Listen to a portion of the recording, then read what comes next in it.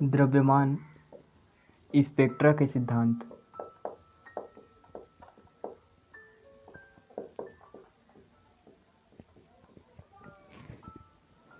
तो द्रव्यमान स्पेक्ट्रा के सिद्धांत में ये समझते हैं, द्रव्यमान स्पेक्ट्रोमीटर में द्रव्यमान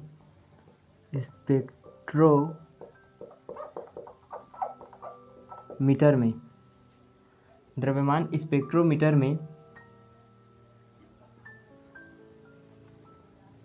ये समझ लो कोई कार्बनिक अणु है। कार्बनिक अणु से तात्पर्य है कार्बन से बना हुआ कोई भी अणु हो सकता है। मैं यहाँ पे कार्बन को एग्जाम्पल के तौर पर लिखा हूँ, लेकिन यही एग्जैक्ट है, ये मैं नहीं बोल रहा हूँ, ठीक है। तो किसी कार्बनिक अणु को लेना है, ठीक। तो जब किसी कार्बनिक अणु को वाष्पित करके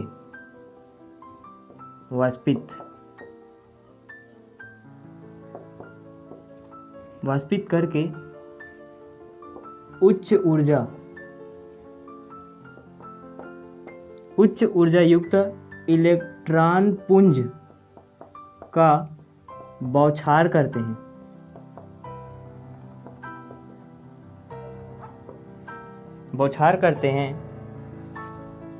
बौछार किया जाता है, तो इस प्रक्रिया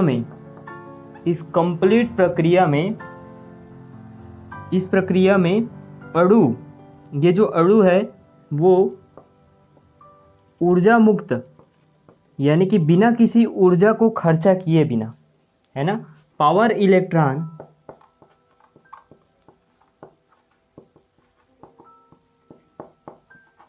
का त्याग करके, देखो पावर इलेक्ट्रॉन का त्याग कर रहा है लेकिन उसमें ऊर्जा नहीं है, ऊर्जा मुक्त है, ठीक है। तो पावर इलेक्ट्रॉन का त्याग करके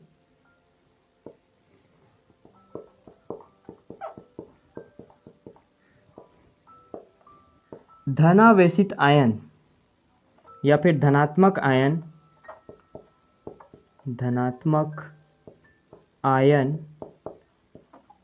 उत्पन्न करते हैं। देखो बोला क्या जा रहा है, समझिएगा। द्रव्यमान स्पेक्ट्रोमीटर में कार्बनिक अणु का वाष्पित करके उच्च ऊर्जा वाले इलेक्ट्रॉन पुंज का बौछार किया जाता है। इस प्रक्रिया में अणु ऊर्जा मुक्त पावर इलेक्ट्रॉन का त्याग करके धनात्मक आयन उत्पन्न करते हैं। अब देखो ये जो धनात्मक आयन होती है, तो ये धन आयन उच्च ऊर्जा युक्त होते हैं, समझ रहे हो। ये इसमें ऊर्जा नहीं होती है, जिसका त्याग करता है वो पावर इलेक्ट्रॉन, उसमें ऊर्जा नहीं होती है, लेकिन जो आयन वो उत्पन्न करता है, वो बनाता है, धनात्मक आयन जो बनाता है वो उच्च ऊर्जा युक्त होता है, ठीक है। तो धनात्मक आयन, ये धनावेशित आयन, इसको धनात्मक आयन भी बोल सकते हैं, धनावेशित आयन भी बोल सकते हैं, ठीक है। तो ये धनावेशित आयन उच्च ऊर्जा युक्त होते हैं तथा ये जो आयन है, ये स्वयं विभिन्न आबंधों को, ये समझ लो कोई आबंध है, विभिन्न आबंधों को का विखंडन करके, तोड़ करके, विभिन्न आयनों का विखंडन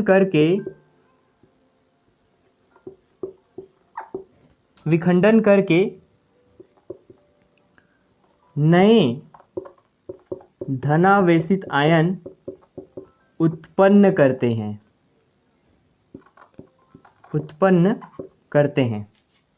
मतलब अपने ही समान नए धन आयन उत्पन्न कर लेते हैं किसी आबंध को विखंडित करके, समझ रहे हो ना। तो ये है इसकी प्रक्रिया। इसमें ये बताया गया है। ठीक, यहाँ से इसको फिर से देखते हैं। चलो, तो ये धनावेशित आयन उच्च ऊर्जा वाले होते हैं और विभिन्न आबंधों का विखंडन करके नए धनावेशित आयन उत्पन्न करते हैं। और इसमें जो प्रक्रिया होती है बमबारी का, यानी कि बौछार का, इलेक्ट्रॉन पुंज के बौछार का, वो होता है फॉर एग्जांपल के लिए ABC,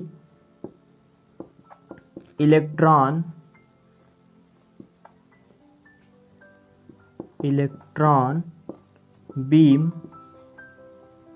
ABC, ये जो होता है वो आयन हो जाता है। तो ये हो जाएगा मॉलिक्यूलर आयन। ठीक है,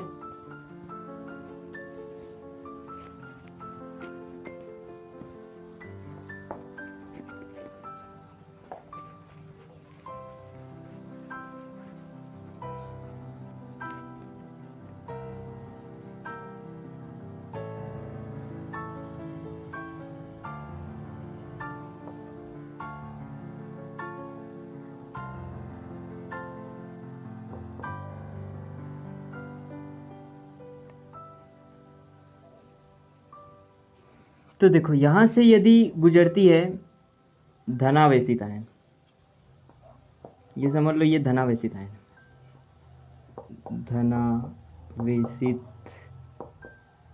आयन, जो कि दो ऋणात्मक प्लेट से होकर के गुजरती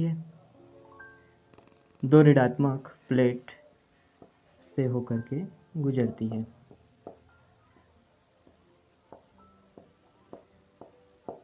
इसमें इसका त्वरण होता है।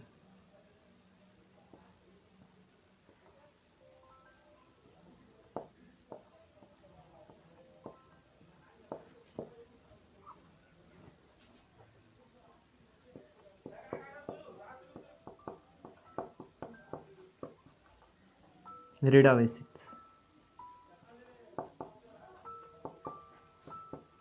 प्लेट।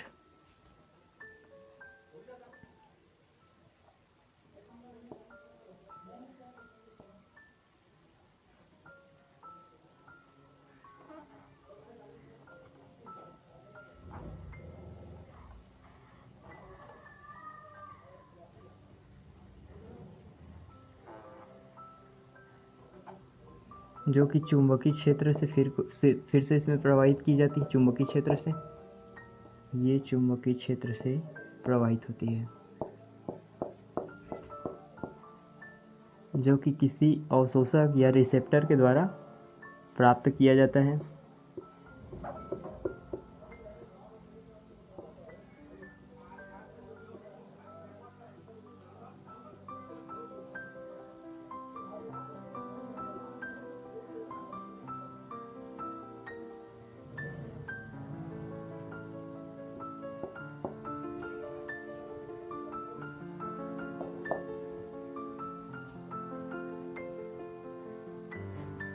ये समझते हैं हम। देखो इसमें बोला क्या गया है, धनावेशित आयन को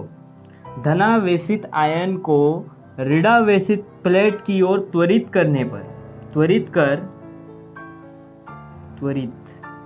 धनावेशित आयन को ऋणावेशित प्लेट की ओर त्वरित कर चुंबकीय क्षेत्र की ओर प्रवाहित करने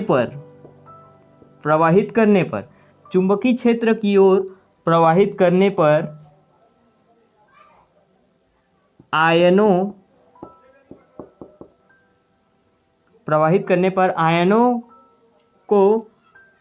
का किसी निश्चित दिशा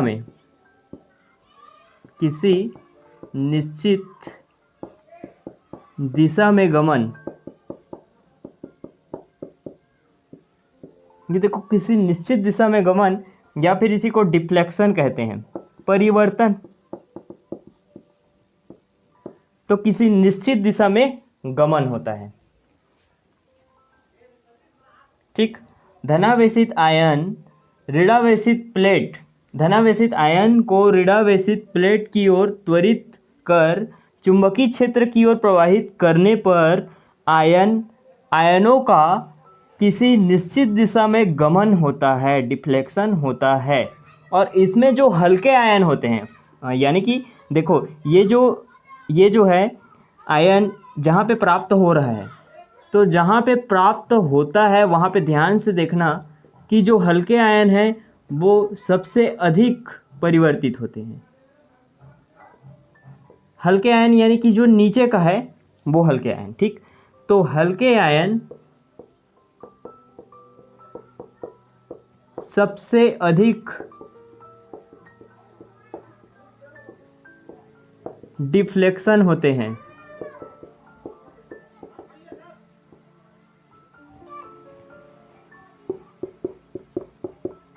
प्रत्येक प्रकार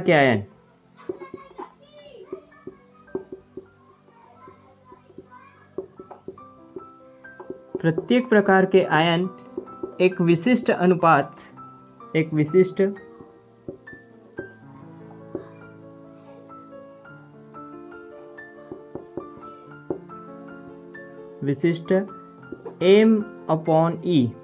m/e अनुपात में होते हैं।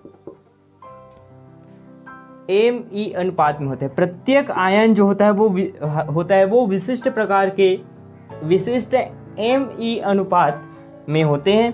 अब me अनुपात में होते हैं तो यहाँ पे m जो है वो है आयन का द्रव्यमान और E जो होता है वो आवेश है, ये इसका आवेश है। अब इसमें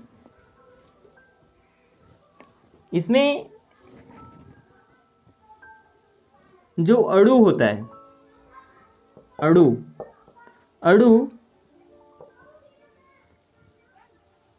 अणु से उत्पन्न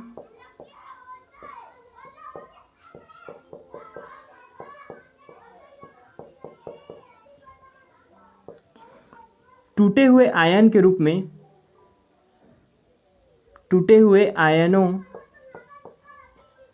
आयन का आवेश +1 होता है। अणु से उत्पन्न टूटे हुए आयन का आवेश +1 होता है और इसमें me आयन का द्रव्यमान होता है, अब देखो इसमें समझते हैं इसको। धनावेशित आयन को ऋणावेशित प्लेट की ओर त्वरित कर चुंबकीय क्षेत्र की ओर प्रवाहित करते हैं, तब आयनों का किसी निश्चित दिशा में गमन या डिफ्लेक्शन होता है। जो हल्के आयन होते हैं उसका सबसे अधिक डिफ्लेक्शन होता है, उसका सबसे अधिक डिफ्लेक्शन होता है। और उसके बाद फिर इसमें यह बताया गया है कि प्रत्येक प्रकार के आयन विशिष्ट me अनुपात में होते हैं। m जहाँ पे m आयन का द्रव्यमान और E जो होता है वो आवेश होता है। और यदि देखें तो कार्बनिक अणु से उत्पन्न टूटे हुए आयन का आवेश +1 होता है, ये बताया गया है। और इसमें यह बताया गया है कि अतः इसमें me जो होता है वो आयन का द्रव्यमान होता है। उसी प्रकार से इसमें देखेंगे बेस पीक,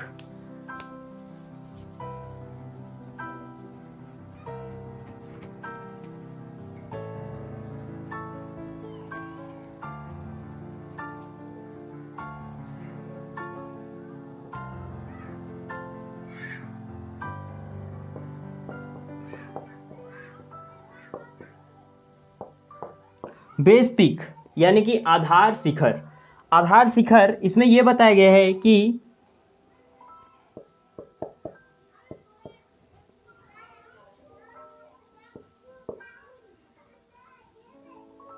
किसी अणु से उत्पन्न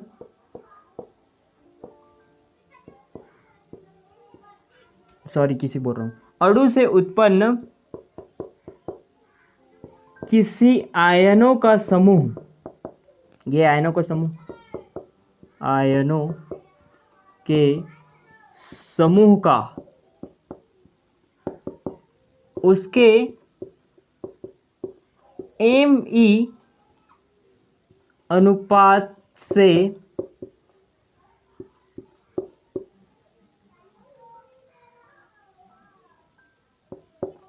विश्लेषण प्राप्त कर सकते हैं। उसके Me अनुपात से आयनों का जो समूह है, देखो क्या है कि किसी अणु से उत्पन्न आयनों का समूह, अब मैंने दो समूह बनाया, हो सकता है इससे अधिक समूह हो सकता है, ठीक है। तो आयनों के समूह का उसके Me अनुपात से उसका विश्लेषण कर सकते हैं, उसका विश्लेषण कर सकते हैं। और विश्लेषण करेंगे तो Me अनुपात से ही तुलना करके विश्लेषण करेंगे। आगे समझते हैं कैसे इसमें शिखर बनता है, ठीक है।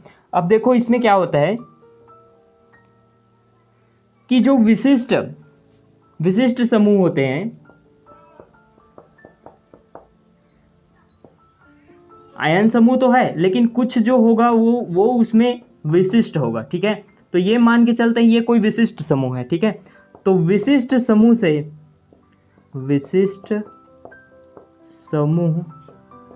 से प्राप्त सिग्नल तीव्रता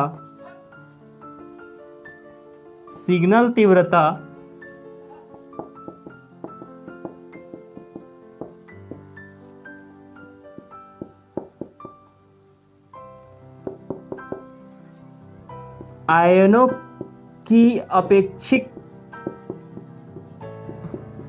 की अपेक्षिक प्रचुरता पर निर्भर करती है। इसकी प्रचुरता पर, यानी कि जहां पे आयनों की मात्रा या प्रचुरता अधिक होगी उसी पर ये निर्भर करता है सिग्नल तीव्रता और उसके शिखर पर। और फॉर एग्जांपल के लिए जैसे कि देखते हैं द्रव्यमान स्पेक्ट्रम में, ये मान लो कोई द्रव्यमान स्पेक्ट्रम है,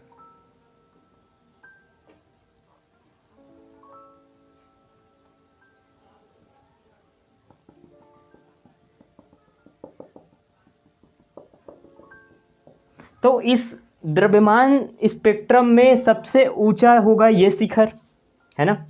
तो इसमें लिख सकते हैं द्रव्यमान स्पेक्ट्रम में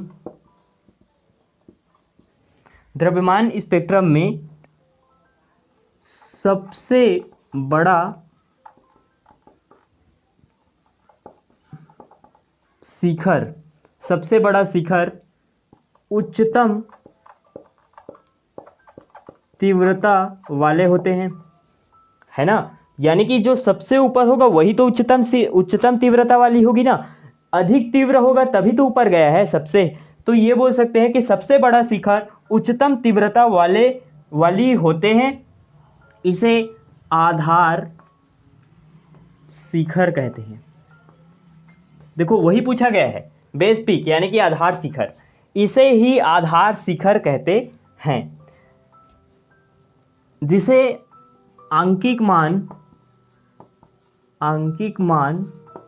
100 से व्यक्त करते हैं।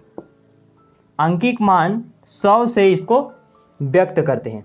अब जो शेष बचे हुए शिखर है, यहाँ पे शेष बचे हुए शिखर है, यहाँ बचे हुए, यानी कि अनेक बना हुआ है, ठीक है। तो इस बचे हुए यानी कि शेष सभी आयनों की शिखर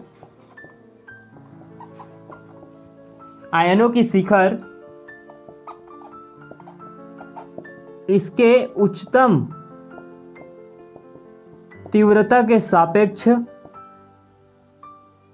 व्यक्त करते हैं, तीव्रता के सापेक्ष ही व्यक्त करेंगे। यानी कि ये बोला जा रहा है कि जो बचा हुआ और शिखर है वो उसकी तुलना उच्चतम तीव्रता के सापेक्ष उससे तुलना करेंगे, ठीक है। तो ये इस प्रकार से इसमें ये होता है। और आगे इसमें ये बताया गया है आयन, आणविक आयन, उसको देखते हैं।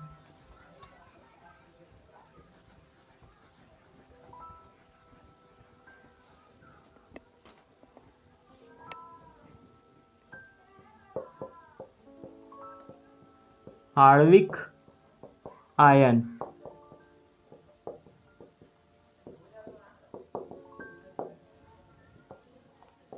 आणविक आयन में क्या होता है कि जो अणु होते हैं, कार्बनिक अणु, ठीक है, तो मूल अणु, इसको मूल अणु भी बोल सकते हैं। मूल अणु से एक इलेक्ट्रॉन, मूल अणु से एक इलेक्ट्रॉन त्याग कर बनने वाले आयन को, बनने वाले आयन को आणविक आयन या मूल आयन,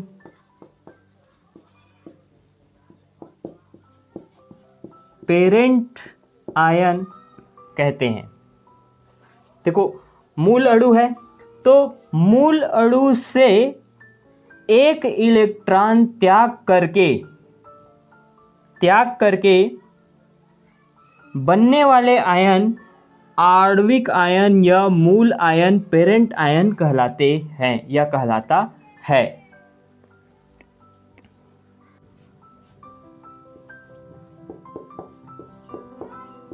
आणविक आयन शिखर को,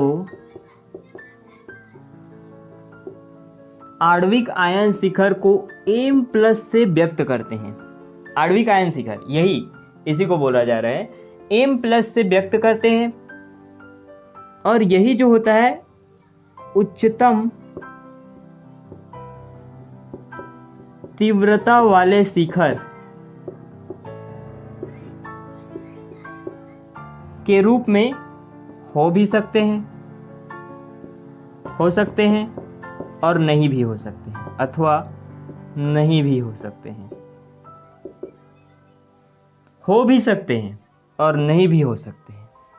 उच्चतम तीव्रता वाले शिखर, ये आणविक आयन शिखर जो है, यही हो सकते हैं या फिर नहीं हो सकते हैं, क्योंकि शिखर जो होता है वो, समझ रहे हो ना, अनेक शिखर बनता है। इस कारण से ये उच्चतम तीव्रता वाले शिखर हो भी सकते हैं, नहीं हो सकते हैं, यदि हम आणविक आयन शिखर की बात करें तब, ठीक। और इसमें यह बोला गया है कि जो आणविक आयन होता है, आणविक आयन जो होता है, ये एक महत्वपूर्ण आयन होता है, महत्वपूर्ण आयन होता है। अब देखो, ये जब महत्वपूर्ण आयन होता है तो इसका जो द्रव्यमान होता है, इसका जो द्रव्यमान होता है वो मूल अणु के द्रव्यमान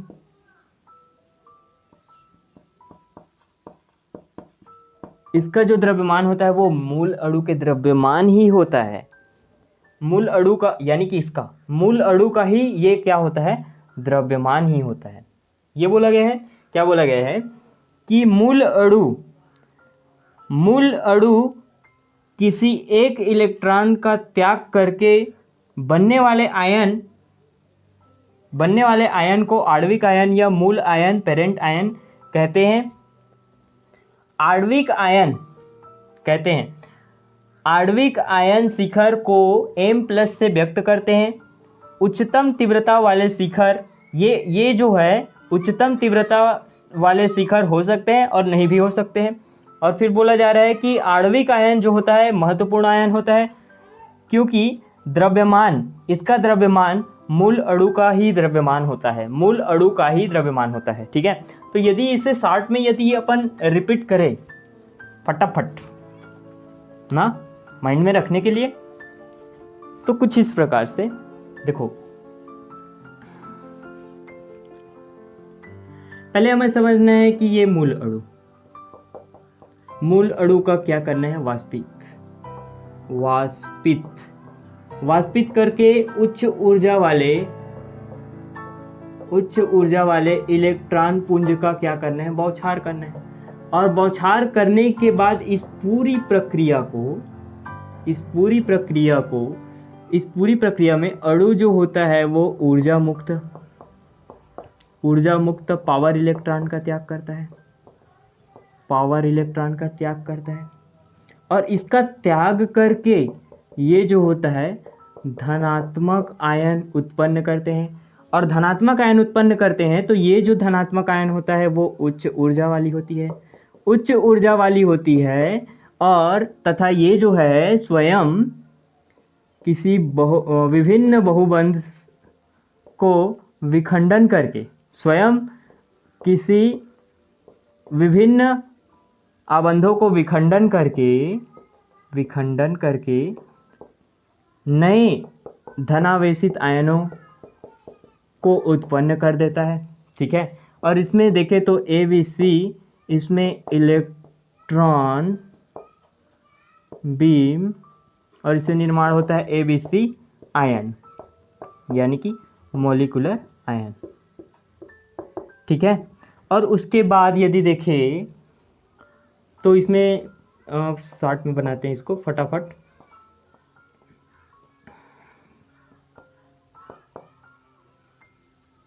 इसमें धनावेशित होता है, उस धनावेशित को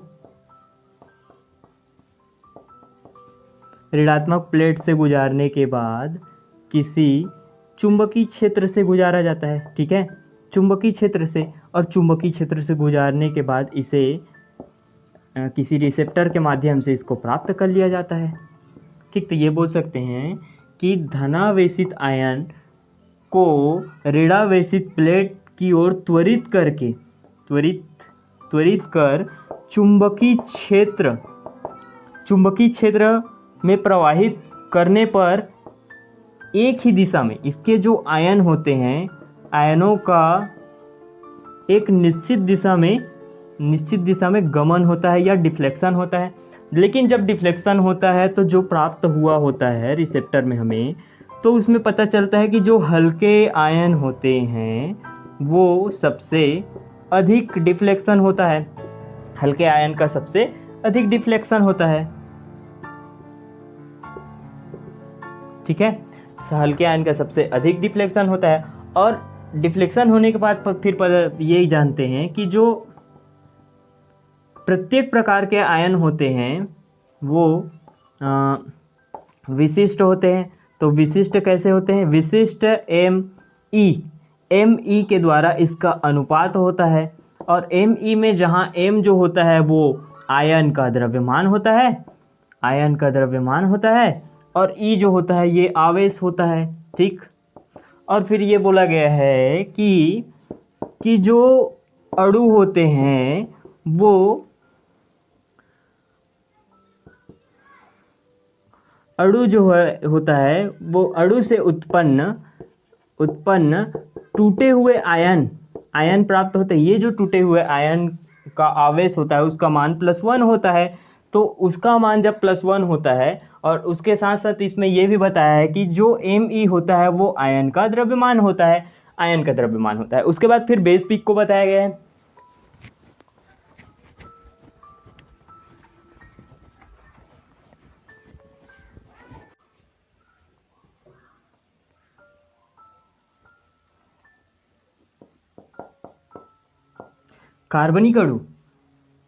कार्बनिक अणु है तो ये अणु से उत्पन्न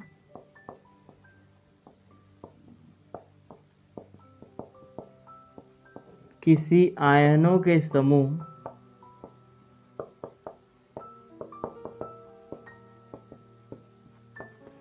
का Me अनुपात से विश्लेषण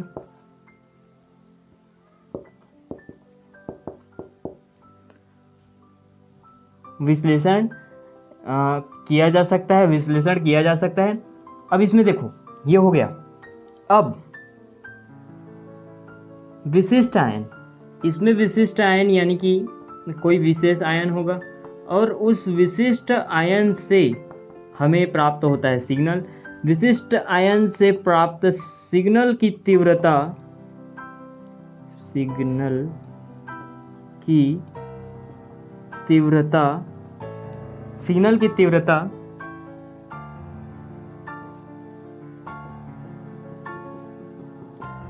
आयनों के सापेक्ष, आयनों के आपेक्षिक प्रचुरता पर निर्भर करती है, प्रचुरता पर निर्भर करती है, ठीक, इसकी प्रचुरता पर निर्भर करती है। और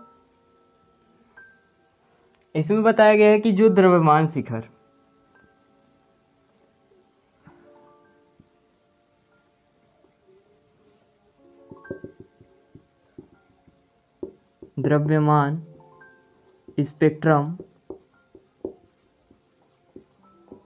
द्रव्यमान स्पेक्ट्रम में जो ऊंचे होगा, सबसे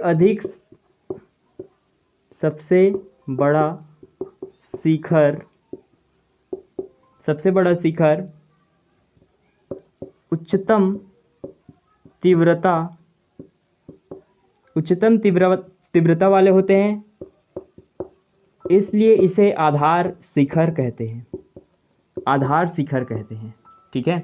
अब देखो इसके अलावा अन्य है, लेकिन इसके आंकिक मान को 100 से प्रदर्शित करते हैं, व्यक्त करते हैं। और इसमें अन्य जो शेष बचे हुए सभी शिखरों को उच्चतम तीव्रता के सापेक्ष, उच्चतम शिखर के सापेक्ष व्यक्त करते हैं, उच्चतम तीव्रता वाले शिखर के सापेक्ष व्यक्त करते हैं, ठीक है। उच्चतम तीव्रता वाले शिखर, समझ रहे हो ना, उच्चतम तीव्रता वाले शिखर के सापेक्ष व्यक्त करते हैं। तो ये हो गया इससे रिलेटेड। और इसमें बताया गया आणविक आयन, उसको फटाफट रिवीजन करते हैं। आणविक आयन, तो आणविक आयन में क्या होता है कि जो कार्बनिक अणु होते हैं, वो कार्बनिक अणु को ही बोला जाता है मूल अणु, और उस मूल अणु से इलेक्ट्रॉन का त्याग कर बनने वाले आयन को ही आणविक आयन कहते हैं। आणविक आयन या फिर मूल आयन या फिर इसी को पेरेंट आयन कहते हैं, ठीक है। तो ये कहते हैं, और इसे M+ से, इस आणविक आयन शिखर को M+ से व्यक्त किया जाता है। और ये जो है या तो उच्चतम तीव्रता वाले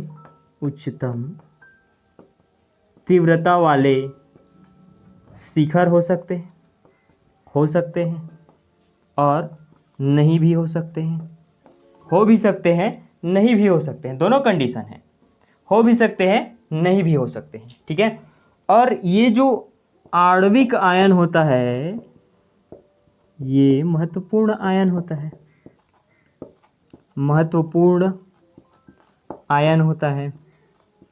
जब महत्वपूर्ण आयन है तो इसका जो द्रव्यमान होता है वो उसके मूल